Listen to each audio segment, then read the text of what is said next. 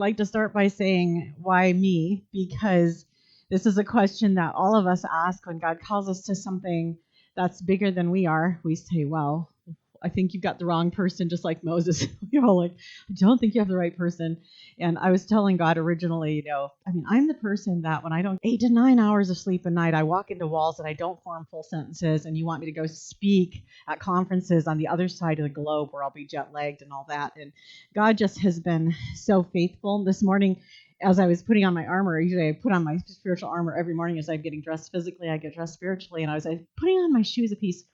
I was thinking of Moses, and when Jesus said, take off your shoes because you're standing on holy ground. And I think what he meant was take off your own shoes of fear and put on my shoes of peace. And I'm going to walk you through this. And so that's kind of how I start every day and how I'm going to do this tonight. This time, before I left, God prompted in my heart as I was praying through what I'd be speaking on. And as I was preparing, God showed me that I would be doing open heart surgery on the deep woundedness that especially women, but the people in my audiences would have. And it was overwhelming to me to contemplate that thought. I mean, my dad had open heart surgery. It's no fun. They cut you open, they take a mallet and they break your bone, open your heart, take it out, stick it back in. The recovery time is long and painful.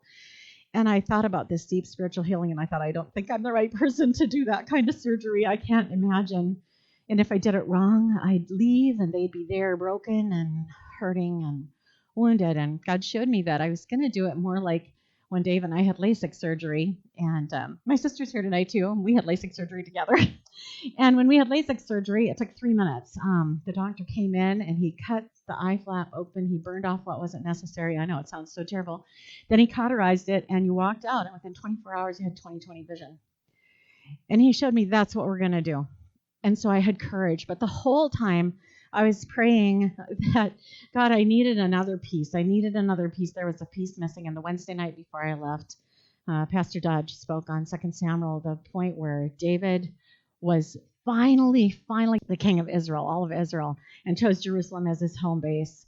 But the Jebusites were in Jerusalem. And the Jebusites had held out that little portion right in the middle of Israel. They'd held out this little portion of land, and they had said, this is ours. You can have the rest around, but this is ours. And that's what Satan does in all of our lives. He holds this portion of us hostage. And David and his men went and took Jerusalem in one day, despite the fact that the Jebusites were so sure that they wouldn't get ousted out of there, that they would mock and they would say, even if we were blind and even if we were lame, you couldn't take this city. And that's how the enemy always speaks to us. Even if everything was perfect, you'll never be rid of this addiction, of this thing in your life, this pain. So as I went, that's what I was going to do. And it was really amazing to watch God be so faithful. In preparation, I had lots of prayers. I had 10 days of fasting. I prayed 7 times a day for 90 days to get ready. And I knew that this was so much bigger than me, so much bigger than I could ever even begin to attempt to do. And all of those prayers, along with your prayers, along with the prayers of the people that I went to, just brought victory.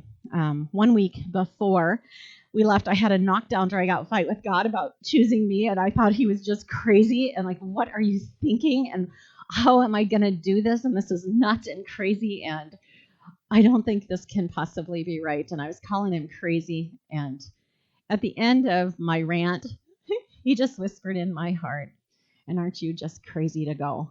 And I thought, you know what? I am. I'm stark raving mad, but my older sister has a phrase that she says that I've adopted. I'd rather look like a fool than miss an opportunity to serve God. And so I just thought, you know what? I am crazy, and you're crazy too, and we're going to go to Africa. So we went. The first time I went, God sent my speaking partners in a unique way. I host womenspeakers.com, which has over 1,000 Christian women speakers around the country and around the world. And so what I did is I sent out a pitch, and I said, anybody want to go to Africa on a speaking mission, send back in your application. And I got a pile, and I ruled out the ones that didn't seem like they would be a good fit, and I kept the ones that felt like, wow, this person really has a heart for Africa. God's really calling them to Africa. I had over 20 in that pile. And I went through them, and I kept going through and praying through. I was like, how do I pick? How can I possibly pick 2 women to go with me on this trip out of these 20-some women, I'd go with any of them. I don't know. So finally, in the end, I just said, well, in the Bible, they would cast lots, so that's what we're going to do. We're just going to turn the pile upside down. I'm going to pick two out, and that's what we're going with. So I was living in Minnesota in the center of the United States, and the first one I picked was Dr. Cheryl Geisberg-Turner from California. And I called Dr. Cheryl and I said, Cheryl, this is Marnie from womenspeakers.com, and I'm calling to invite you to go with me to Africa. And she said, wow, that's awesome. I love Africa. I've been there 8 times, and I'm so excited. And she said, tell me a little bit more about it. And so I did. And I said, wow, you've been to Africa 8 times. And she goes, yeah, and I've been to Kenya. And I thought, oh, God, I've never been to Africa. And here you give me this talented, godly woman to come and just be next to me. The next one I called was Reverend Sharon Herkins of New York, the other side of the country. And I had known both of these ladies online for years, never met them in person. And so when I called Sharon, she answered the phone, and I was expecting a New York accent, but what I was hearing was something very different from a New York accent. And I said, Sharon, where were you born? And she said, South Africa. And I said, are you kidding me? So here God had both of these gals who were so familiar with Africa who could just come and walk me through. The first time I went, when I got back, my whole report was about the traffic because it was so shockingly dangerous to just commute that I was really having a hard time processing anything else that happened other than just surviving the trip. So lots have changed between now and then. This time when God picked my travel partner, he didn't have me send out a big thing. He just had me contact 3 ladies. The first lady said, I'm going to Africa sometime. I know I am, but I don't think I'm supposed to go with you. She ended up going to Africa before I did on a different trip. The second lady said, I think I'm supposed to go, but my husband and I are supposed to go together at a later time, not this year. And the third one I called was Tarandine from Australia, and she said yes. And she was the perfect travel partner. She was an amazingly mature Christian woman who put all of her faith and hope in Christ. We had so much danger situations on the road. Our car broke down multiple times. We had a lot of spiritual warfare going on. And I have at least black hair, and can kind of blend in a little. She's 6 foot tall with blonde hair. And everywhere we were the only white people there. I mean, there were no other white people anywhere in the areas we were. And so she really had to deal with a lot of fear of being singled out, and there's a lot of corruption in these countries. And so she was just so mature about how she would just run her fear to God and respond with faith every time. Last time, the first time I went to Africa, I wondered how God would fund it. And I remember being in the pet department of our store one day, and a lady just walked up to me and she said, I've been supposed to do this for a long time, but I just have to do it now. I just need to give you this. And she gave me an envelope. And when I looked later, it had $600 in it. She just felt prompted to give $600 to me, and not to tell me what to use it for, but it came right at the time when that was my question to God. This time, my mom passed away, and she left us some money, and some of that went toward paying for this missions trip. God is always faithful.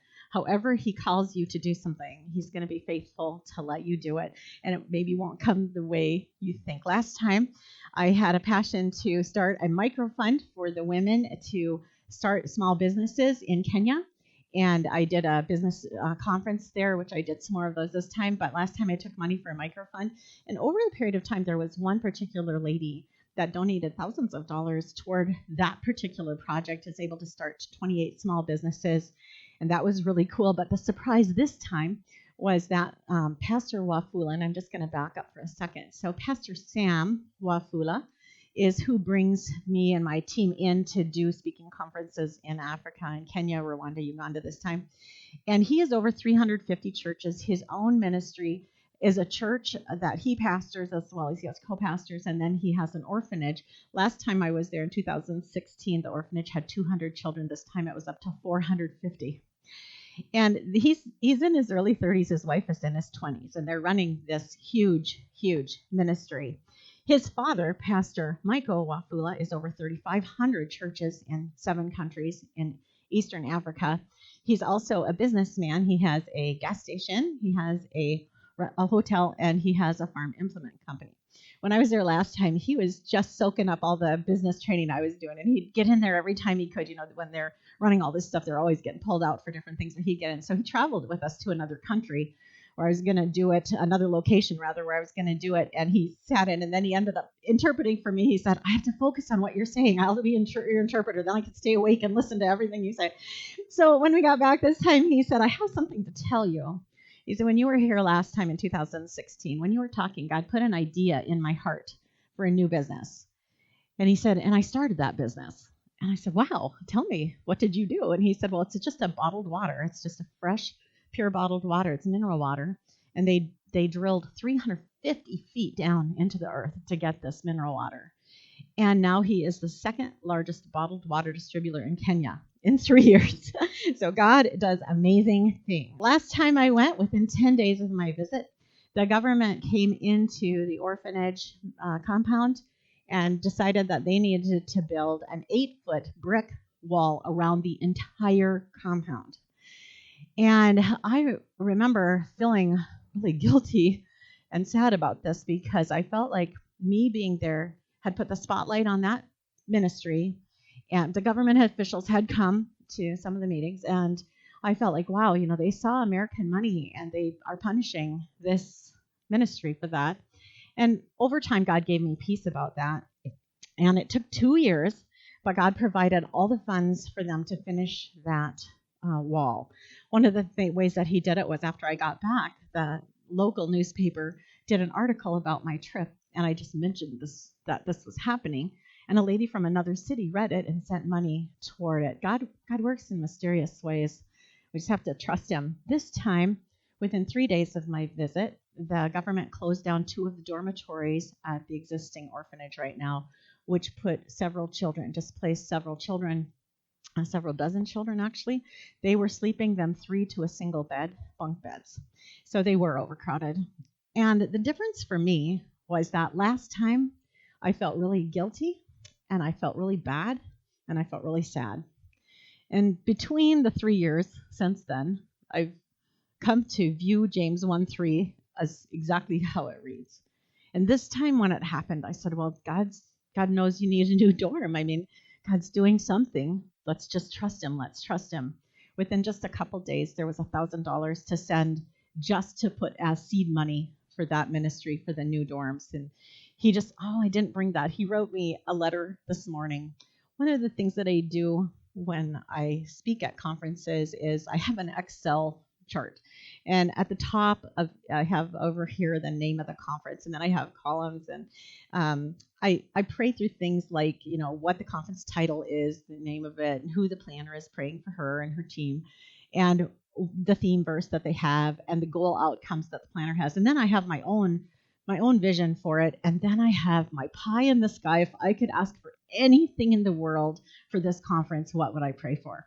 So as I was praying for the Rwandan conference, I had this crazy desire to have some time in private prayer with Pastor Sam and his wife Sharon. And I thought that just is impossible. I mean, it's 2 countries away. I don't know how that could happen. But on the someone gave money on a particular day, gave $500 towards something on the trip. It wasn't specified, just something for the trip. And it was the same day that I needed to book the tickets for Taryn and I to get from Uganda to Rwanda. And when I went to book the tickets, I could get the 2 extra tickets for under $500 for Pastor Sam and Sharon.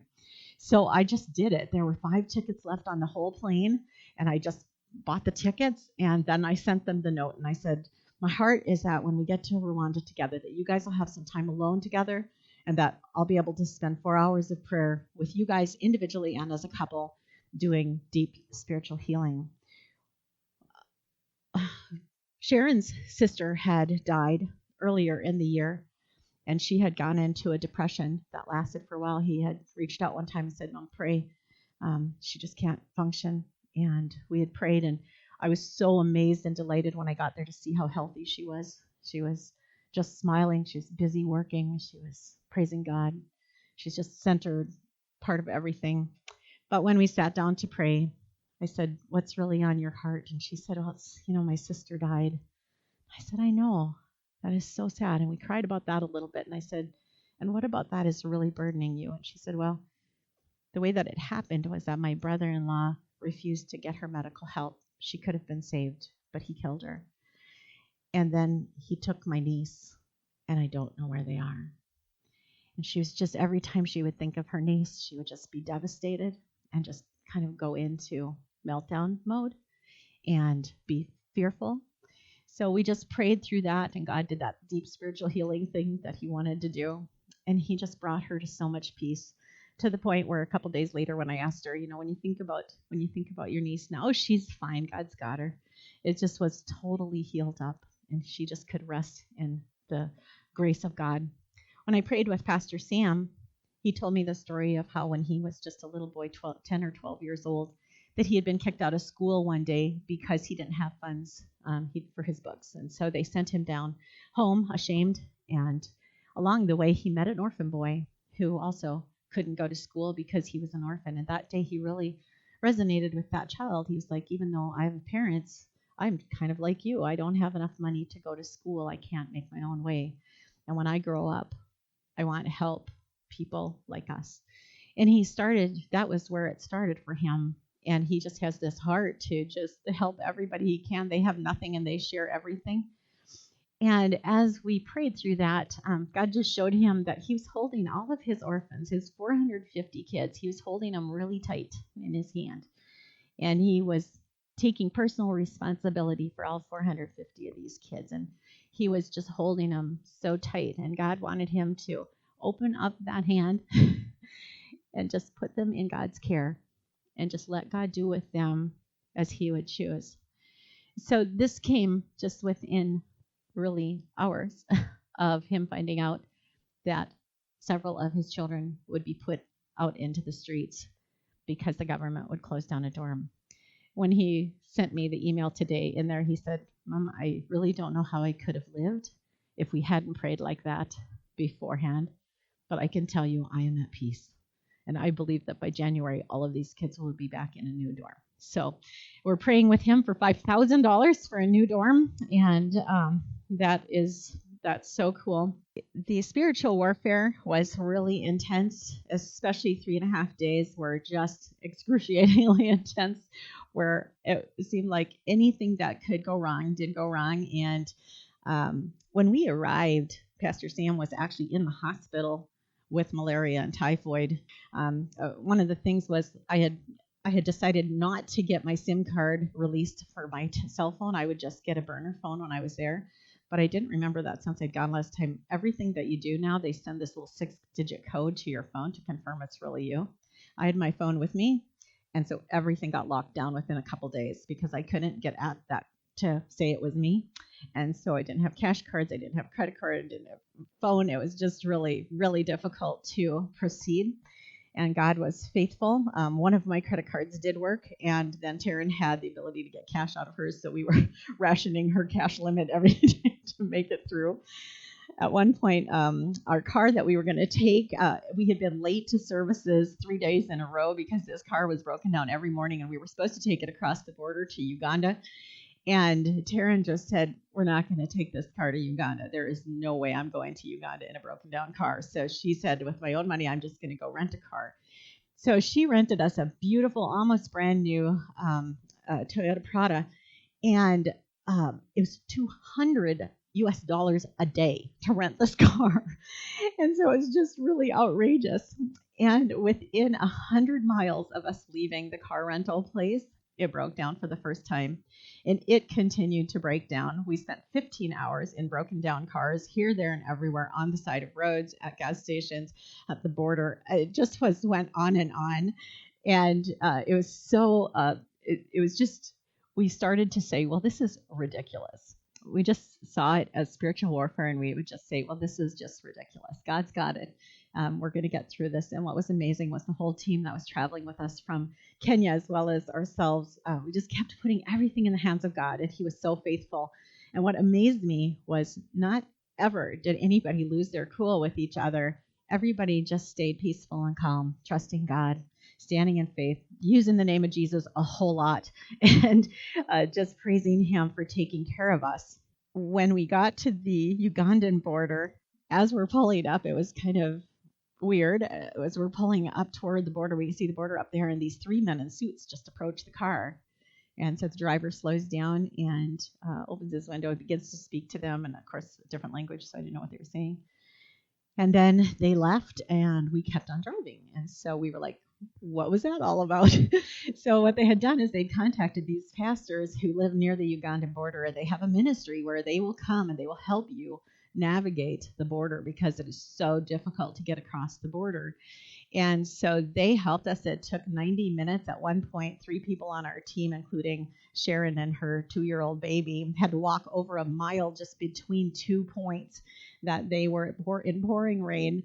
And then we finally got through because of our car issues. It had been so late when we started that we were very late, almost midnight, getting through the border.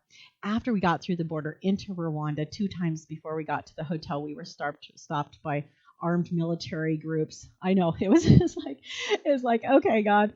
So we were just claiming the name of Jesus a whole lot. One of the things I teach at all of my conferences is that whenever we feel danger, we just say Jesus, Jesus, Jesus. And danger can be something great, a really high moment in our lives, because that can lead to pride, or it could be a really scary moment in our lives. So we were just all practicing that all the time, and it was really God that brought us through. We got to our hotel about 2 a.m., and then the next morning, of course, the vehicles broke down again, and so we were very late. When you arrive late in Africa, it's just the most amazing thing. So this one Sunday, we were late because of car trouble. So we were supposed to, church was starting at 10, and we got there at 1:30, and they were just praising the Lord, and they were so happy to see us, and yeah, go ahead and take as long as you want.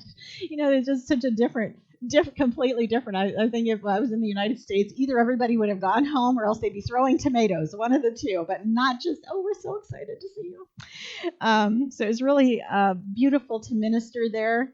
A lot of ministry is helping women to understand how unique they are in Christ. And in these impoverished nations, women are oftentimes very submerged and very abused. Spousal abuse is just accepted completely. There's just, of course, you would be beaten if you don't behave properly. So to help them to understand, I would just, and you can all do this with me right now, just hold up your thumb. Just hold your thumb up. That one little inch of rectangle right there is so unique to you that it can convict you of a crime in a court of law. You're the only one with that particular set of skin on you. And you're the only one that when God strung together your 3 billion base pair of DNA, he did it in a particular way because he really loves you. And he wants you to be fully you, exactly who you are, not trying to be somebody else, not apologizing for who you are, but just living fully in who you are. So that's one of my main messages that I teach when I'm abroad, and that's always that's always a fun one to teach, because a lot of women have never felt very valuable at all. The security checkpoints in Africa were crazy intense. If you were going to go into a mall, a shopping mall, first of all, before you got into the parking lot, there would be a guard shack, and they would take mirrors underneath the car to check for bombs, and they would have armed guards with machine guns or for sure rifles. And then when you went into the mall, you would walk through like an airport type security situation just to walk into the mall. So security is huge, bomb dogs everywhere. Life in Africa is not the same as life here.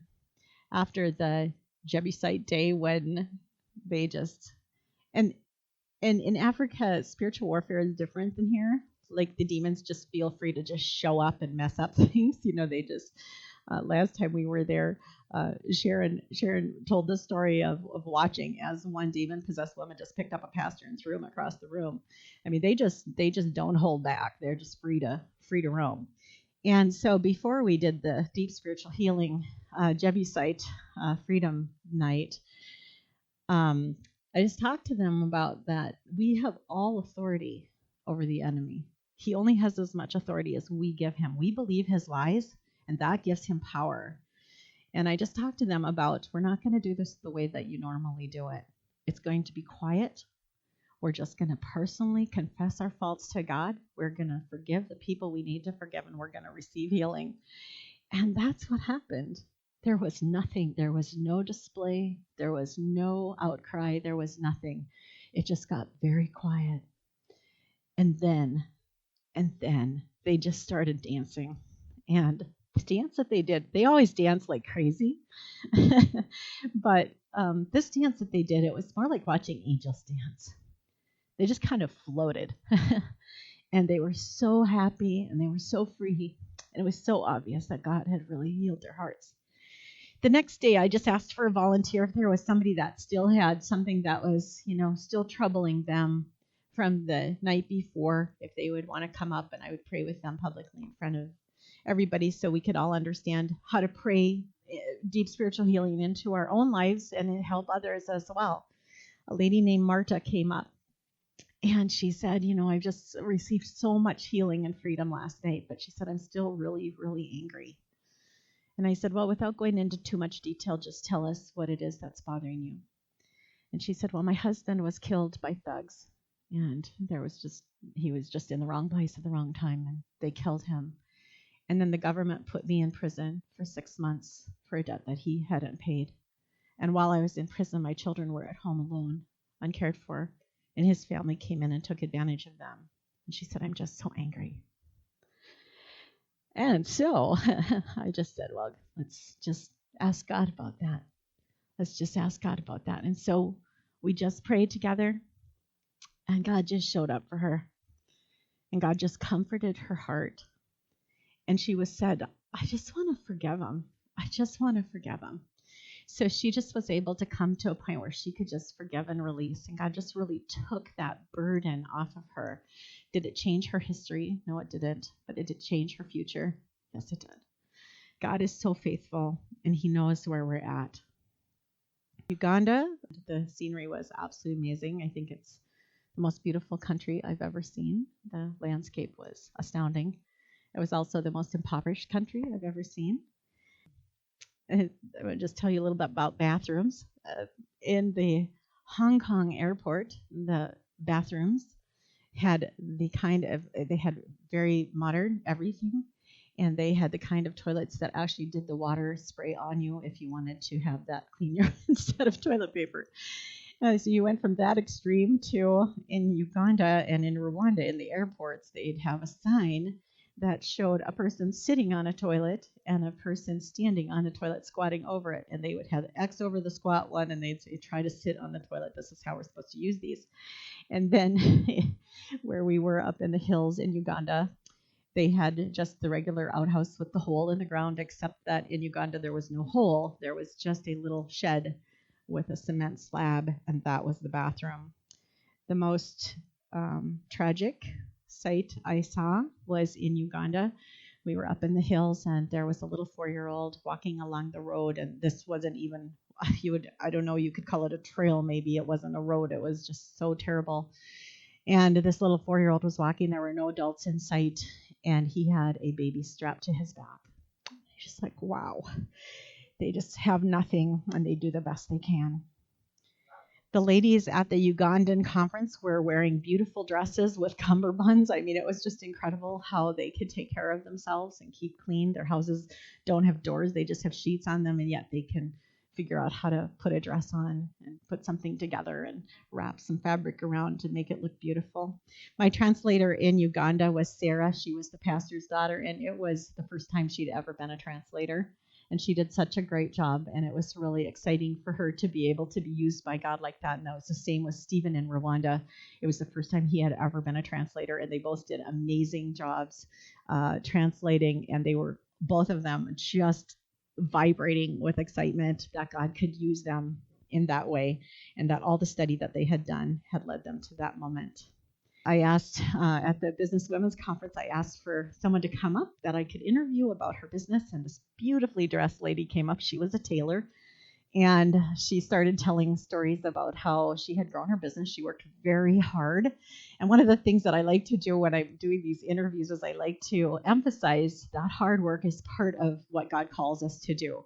In an impoverished nation, a lot of people subconsciously have a very victim mentality, have a very hands-out mentality, and so need someone to encourage them that, yes, you have a part in this. God just doesn't mean for you to sit at home and wait for the money to come. You have to go partner with him and do something. So her story included a lot of hard work, and that word of mouth advertising was what she counted on for business, and that she was able to do her work very well, quickly, and at a reasonable price. And so she felt like that's why her business was successful. She also told a story about how God had provided her with a special gift one day. And I was really praying, okay, God, I think I'm supposed to ask her this question, but I don't want to embarrass her. I so don't want to embarrass her in front of all these ladies. But I felt prompted, and I just went ahead and I said, so was there ever a time when you gave someone a gift? I mean, God gave you this gift, but before that, was there ever a time when you just gave someone a gift? And she said, oh, all the time. And I said, could you just share one example? And then she shared this example. She said, well, there was a lady that had come to me, and she was going to give me some business, but she was very upset about something. So as we were talking, I just said, can you tell me why you're so upset?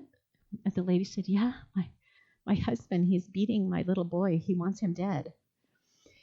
And so they prayed together.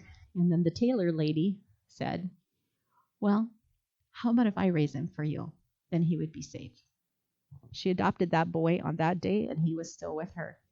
This is life in Africa. The Ugandan group was pretty reserved compared to Kenya, but when we left, they cheered and screamed and jumped up and down, and they were so full of the joy of the Lord. The other thing that they did is before we left, they all stood in that whole auditorium. They all stood and they reached their hands out toward us like this. Every lady reached her hands out toward us like this, and they prayed. And they didn't just pray a little. They prayed and they cried and they prayed. And it was after that, within 24 hours, that the spiritual warfare really broke. And we were still in Africa, but we were no longer under this cloud that was just so heavy. It was just hard to move. And it was, I believe that it was the prayers of all of you beforehand, of all of the people who were praying back here, of the whole Kenyan conference, of the whole Ugandan conference, and then those women praying and the Rwanda pre-conference praying. I believe that all of it came to a point where it tipped the bowl, and that it just freed enough power in the unseen world to free us from that torment that we'd been under. And the next thing that happened was, before we were completely free of it, went to the airport, and getting to the airport was just a nightmare with our stupid broken down car the whole way. So we were just like praying, God, it's such a miracle we got there. And you're supposed to be in Africa, you're supposed to be 3 hours early for an international flight. We got there less than an hour and a half early, and then we got up to the ticketing counter, and they said our tickets were incorrect and that we needed to fix things and have things done and pay extra money. And at some point, they said, you need to come with us. We're going to go up over there. And so I was separated from the group. And as I was walking with this older type guy, I was like, God, favor, just favor, just favor. So I just started a conversation with this guy. How long have you been working here? And la, la, la. And he had enough English that we could communicate. And so then we finally get all the way up to this private office. And I just sat down, and then we started to have a conversation between the manager guy and me, and he was going to charge us this money. And I just said a couple things, and I just kept praying for favor. God, just favor. And it got down to the end that I had to pay $18 and we could go. And it was like, thank you, God, because that could have been so different. So many times we would get somewhere, and whatever the amount was that they said, that would be exactly what cash we had left. Like if we all pooled every coin we had, that's how much we had left. And God was just so faithful all the way. So once we got to Rwanda, checked into a space that we did not select. It was selected for us by the host church there. And it was a Catholic, like a monastery type place. It was very quiet. It was very clean. And it was just really just restful after our journey. And we left our car behind. So that was awesome. And I went over to my room, and I opened the windows. And right outside my room, there was a roof. And on top of the roof was a cross. I thought, wow, that is so cool, God, that you've brought us to this safe place. Rwanda, a safe place. And so the first day of the women's conference then was the next day. And Taryn and I had talked about what we were going to do the next morning at the conference, and we had a plan and went to bed. And I got up in the morning, and God was like, no, you're going to talk about the cross of Christ first thing this morning. And when I do the program, The Cross of Christ, I really go into detail about how amazing it is that Jesus Christ, God himself, came in the flesh and that he suffered so much that he could understand everything that we've ever gone through. And I go through the last days of Jesus' life and how the whole crucifixion process was intended to put on as much shame as possible. That was the whole purpose, shame and pain. Just shame and pain all the way through. And how he just completely could understand feeling betrayed, feeling lonely, feeling abandoned, feeling physical and verbal abuse, and feeling shame. We didn't know that it was Rwanda's 25th anniversary of the genocide until we got there. And that morning, as God was prompting, I didn't know that morning that it was, and I didn't know that morning government officials with their security team would come to the event. But God prompted me before I went, and I told Taryn in the morning, I said, I'm not sure why I'm doing it the first day of the business conference, talking about the cross of Christ, but that's what we're going to do. So we got there, and I just had started talking when these people came in, and so I handed the microphone back to the pastor who introduced them. Then he handed it back to me, and I just launched right into this program on the cross of Christ and what he came to do for us. At the end, they had a short talk, and then they had to leave, but we kept talking, and so I didn't get to speak to them. But one of the officials that was with the group had told the pastor before they left, I just wish that she could be here another week because the rest of our staff need to hear this message. God is so big, and he does what he does without us even knowing what he's doing, and it's pretty awesome. The Rwandan Genocide Memorial was, there are no words, it was disturbing at best. Rwanda is half the size of Florida. In 3 months, 2.2 million people were displaced and 250,000 people brutally murdered. And the government and the soldiers did not do most of the killing. What they did was they coerced the citizens to kill their neighbors. And they went by how long your nose was. There's actually a picture of a measuring stick, and they just measured your nose, and if it was the wrong size, you died. And you died a horrible death, usually machete, but there were, I just understood the machete part, and I didn't understand that it was neighbors, but they had stories from survivors, and the survivors, one of them talked about how their neighbors were best friends. These people were godparents of these kids. They would have meals together every Saturday night. They were just best friends. But when the soldiers came, they said to this family, you have to kill this family or we'll kill your children. So they turned their people into murderers, and they became like animals. And the way that they murdered wasn't just quick and easy. They tortured. The room that was really disturbing had pictures of very small children and babies that were killed before 4 years old, and all the different ways that they killed them, including they just grabbed their feet and slammed their heads on the ground. They would impale them on sticks, and it was really, really terrible. And our driver was a Rwandan. He had been a child at the time. He didn't speak very much English, but he let us through. And it was pretty intense to go through with him. I didn't find out if he was, which side of it he was, and didn't really matter. Anybody that lived through that at the time was affected for the rest of their lives. And it amazed me that I had gotten to start that conference with the cross of Christ. And again, God was amazing to bring healing to their hearts, the deep, deep spiritual wounds that they carried. I left Rwanda with a fall. I was at the airport, and there's so much security that's so weird. Everything is different, and they had to get out of your car at one point, and there was an uneven patch over here. So when I was getting back in after the dogs had gone and all this, then I fell down, and I jammed my fingers, and my knees were bloody, and it was kind of it was like leaving Africa. It's just kind of, though I just stood up saying thank you, thank you, thank you, thank you. If this is the worst that happened to us during this whole trip, we were really, really spared and really blessed, and I just felt so grateful. So I got on a plane, and I went another 5 hours time difference to the Philippines, and the culture shock was pretty intense. Africa is wild and crazy, and the time is of no consequence. You know, they would come to me in Africa and they would say, Mom, the lunch is not ready. Can you talk another hour? Sometimes 3 times in a row. And in the Philippines, the one time when they came to me and they said, Ma'am, the snack is not ready. And I was like this is so odd. They said, could you speak another 5 minutes? And I just burst out laughing. I was like, absolutely, we can do this. So they were very on time and organized and all prim and proper. And like in Africa, I mean, but when they dance, I can't even possibly show you what it would be like. Just imagine jumping jelly beans. So that's they're just moving. Their entire bodies are moving all the time. And in the Philippines, they stand very still and they sing very sweet songs to Jesus from the bottom of their hearts. And when they want to get active, they do this. We're happy, active, joyful all the time. And then they do this and then they do it on the other arm to just warm up.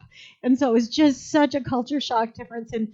In Africa, every day for meals, we would have 4 starches and one little teeny thing of a little bit of meat and sauce. Otherwise, we would have ugali, which is a cornmeal, and then we'd have rice, then we'd have a bread thing, and potatoes every meal. And then we got to the Philippines, and every meal was rice and fish and bananas and something else. So it was quite a culture shock to get there. And the Filipinos can speak English. Our accents were a little bit of a challenge, but we could totally understand each other. So it was just real encouraging to me that after the sessions, the ladies would come up and tell me what they got out of it. Instead of in Africa, you just had to know that God was taking care of it and that he was working. On a funny note, and I'm just about done here, on a funny note, my hair in America, my hair is sometimes kind of a thing. Like people are like, well, that's kind of different, or maybe not liking it very much. But in Africa, it was quite refreshing. In Kenya, the little girls all wanted to grow up and have hair like mine, which I thought was so sweet. And in Uganda, the ladies had the pastor's wife come and ask me if it was a piece, which I thought was really fun. And then in the Philippines, every day the ladies would say to me, oh, it's different again today. So it was just kind of fun to have fun hair sometime in my life. The wow in the Philippines was Connie. She was a Mongolian missionary sent from the Philippines to Mongolia with her family. They had just come back because her son had been in an accident and his injuries were so grave that they needed to come back to the Philippines for better medical care. Once they got back, they were hit with 5 major losses, just one back-to-back. Family members died, illness, diagnosis, and 2 other things. And as she's telling me, she gets to the end of this horrible list of just tragic, big, shattering things. And she goes, God is so good. And I just burst out laughing and I said, Connie, did you just hear yourself? Did you just hear what you just did? You just named off all of these horrible things. And then you said, God is so good. And she said, but I can't help it. She said, when we were in Mongolia, if all of these other 5 things had happened, how would we have managed? We had to be here for them to happen. It's such a blessing to be here. And besides, she said, I wouldn't have even gotten to come to this conference if I wasn't here. So it was worth it all. And I just loved their hearts. Their hearts were so huge. They had the choir presentation at every session, and they would dress in matching outfits and just they would sing their hearts out in their unique way. After a session about faith, Nilda, who is in her 80s, she gave the testimony that she had been so worried because she'd recently had a pacemaker put in. It would be 300,000 shillings, and she didn't have the money, but she was excited because she knew that God was going to provide. The personality training was amazing. They so loved that training, and what they found was that they realized with tears that they had been pushing away all the fun people from their ministry. They had kept the administrators, and they had kept the leaders and organizers, and they had kept the stabilizers, the prayerful ladies, but they had been pushing away all the fun ladies. And they realized with tears that God wanted them to have a little bit more fun and not quite be so serious all the time. And it was really precious to see that. They also really took heart the mission vision training, and they did the homework of that, and they came back and their statements were so unique to each of them. God just spoke to their hearts and told them exactly why he had them on earth, what he wanted them to do, basically their mission and their vision for life. And it was so fun to watch that happen.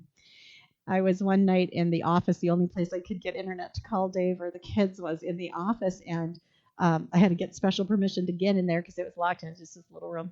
And I was in there one night to call him, and I heard on the other side of the wall the ladies chanting out loud, danger, danger, danger, Jesus, Jesus, Jesus, danger, danger, danger, Jesus, Jesus, Jesus. And I thought, yeah, they've got it. They've got it. They're understanding this, and they're going to use it from this day forward.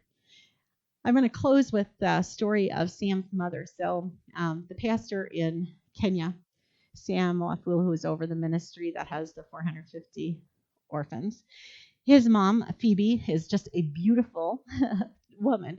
And she is very quiet.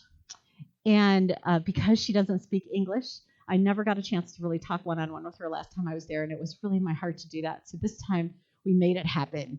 And I sat down and I said, I just would like to know how you did your life. Like, you're just married to this crazy guy over 3,500 churches. And, Sam's got all your kids are crazy. You've got a lot of kids. How many kids? 13 biological children. One died. And then she said, and we adopted 30 extra children. So I have 42. This is Africa. This is Africa. I tell you, God is so big. We put him in a little box. And then when he asks us to do something big, we say we can't possibly do that. But we forget just how big he is. He is so huge. And whatever he calls you to do, whatever it costs, however ill-equipped you feel like you would be to do it, just remember that if he calls you to it, he will carry you through it and provide what you need. And I'd like to close with a prayer that I often pray. In fact, I pray this pretty much every morning, but I would like to pray it for you. Father, it is with great joy and relief that I release everything that is not for our good to you. I release and forgive everything that is not for our good to you. And we receive right now with joy and excitement and with praise and dancing your perfect plan and provision for us now. You are the King. There is no lack, loss, lateness, lameness, or limitation with you, but you rule over all.